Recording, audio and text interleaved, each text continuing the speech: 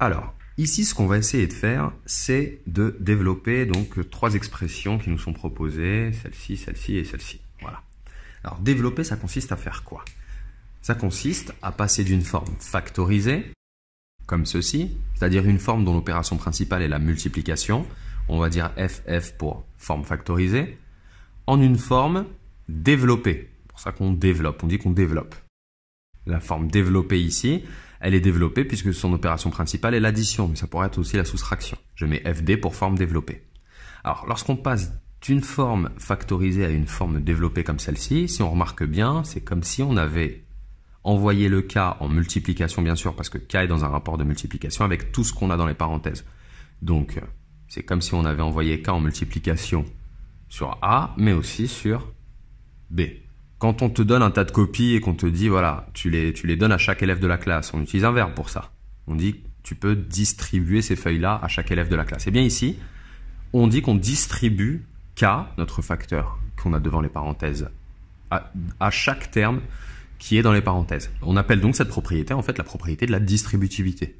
Voilà, tout simplement. C'est une propriété de la distributivité de la multiplication par rapport à l'addition, mais ça pourrait être la soustraction aussi. De toute façon, on va pratiquer ça par la suite et on va comprendre assez facilement.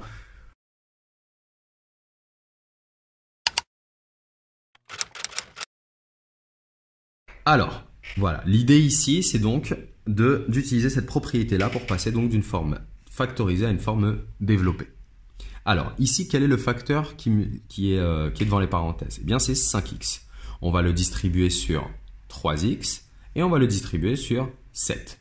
Voilà. Donc, ce qu'on peut faire, c'est se dire donc 5x fois 3x plus 5x fois 7.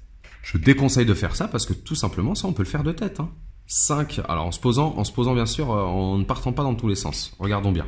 On va se poser d'abord la question du signe, la question du coefficient en chiffres, et puis la question du coefficient en lettres, pour vraiment pas perdre le nord.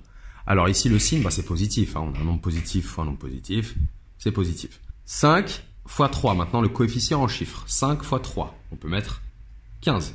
Et x fois x, x au carré.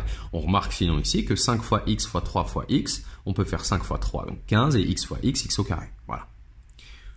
Donc, plus ensuite, la question du signe, 5 qui vient multiplier, donc un terme ici avec un signe plus devant, il n'y en a pas, c'est donc un signe plus devant, fois 7 qui est positif, donnera automatiquement quelque chose de positif. Ce n'est pas un moins, c'est un plus qu'on vient placer ici. Ensuite, la question du coefficient en chiffres, c'est 5 fois 7, on peut écrire tout de suite 35, et puis x fois 1, pour le coefficient en lettres, c'est x. Voilà, comme ça on ne se trompe pas, parce que généralement ce qu'on a observé avec les élèves, c'est que les élèves ont tendance à oublier un carré, à oublier la lettre, à mal faire leur multiplication, à inverser les signes, enfin à se tromper de signes. Donc l'idée c'est vraiment de se poser toujours ces 3 questions-là dans cet ordre-là. Le signe d'abord, le coefficient en chiffre, le coefficient en lettres. Mais sinon voilà, pour 35x, on pouvait remarquer que 5 fois x fois 7, c'est 5 fois 7 fois x. Donc 5 fois 7, 35 fois x, 35x. Voilà, donc on peut passer vraiment directement de là à là, et c'est ce qu'on va faire par la suite ici, pour vraiment gagner du temps, et il faudra qu'on s'habitue, il faudra qu'on aille dans cette direction-là.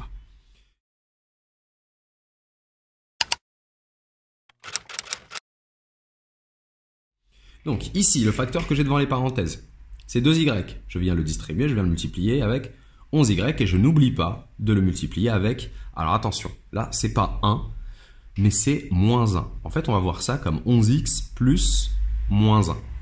Donc, autrement dit, en fait, on ne va pas s'amuser chaque fois à faire un plus avec des parenthèses. On va tout simplement se dire qu'on prend le terme, chaque terme, on le prend avec son signe, avec le signe qu'il y a devant.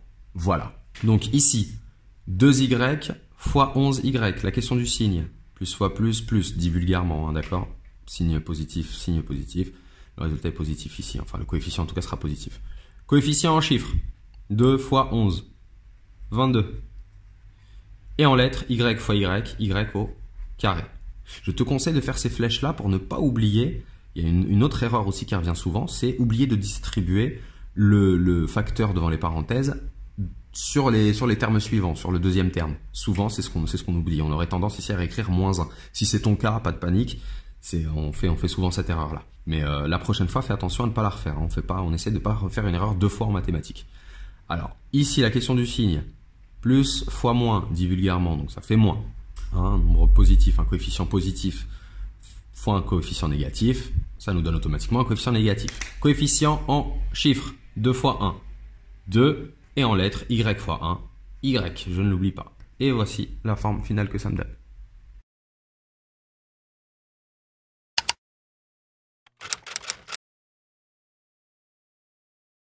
Maintenant, on va attaquer le dernier. Alors le dernier, il est un petit peu particulier. Déjà parce qu'il y a beaucoup de signalements, mais j'ai fait exprès, c'est pour voir si vous avez les nerfs solides. Alors si maintenant tu t'es corrigé ici, hein, bien sûr tu appuies sur pause, puis tu essayes de refaire celui-ci tranquillement, tout seul, et puis après tu recompares avec la correction pour voir si tu as progressé.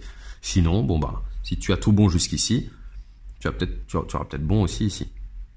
Hop, on va distribuer, donc attention, on prend le facteur avec son signe en entier, c'est moins 6x, qu'on vient de distribuer sur 10x au carré, puis sur, attention, on avait dit qu'on prenait chaque terme avec son signe, sur moins 4x, et puis on le distribue aussi sur 5. Effectivement, s'il y a 3 termes ici, ben on va distribuer sur les 3 termes. Si on avait 4, on aurait distribué sur les 4. S'il y en avait 10 000, on aurait distribué sur les 10 000. Question du signe, moins fois plus, moins. Du coefficient en chiffres, 6 fois 10, 60. Du coefficient en lettres, x fois x au carré. Attention, c'est x au cube. On passe au deuxième terme, moins fois moins, plus. 6 fois 4, 24. X fois x, x au carré. Troisième terme maintenant, moins 6x à distribuer sur 5, moins fois plus, moins 6 fois 5, 30, x fois 1, x. Comme tous les chapitres de calcul, c'est très mécanique.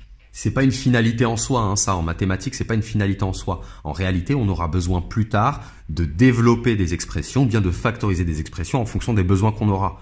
C'est un savoir-faire technique dont on a absolument besoin. Exactement comme un plombier a besoin de savoir déboulonner ou de savoir scier un tuyau de cuivre, vous voyez, ou le souder. Voilà, c'est des savoir-faire techniques comme ça qu'il faut, mais qui ne sont pas des effets en soi. Le métier d'un plombier, c'est pas de souder des tuyaux en cuivre, c'est beaucoup plus que ça. Voilà. Bon courage pour la suite.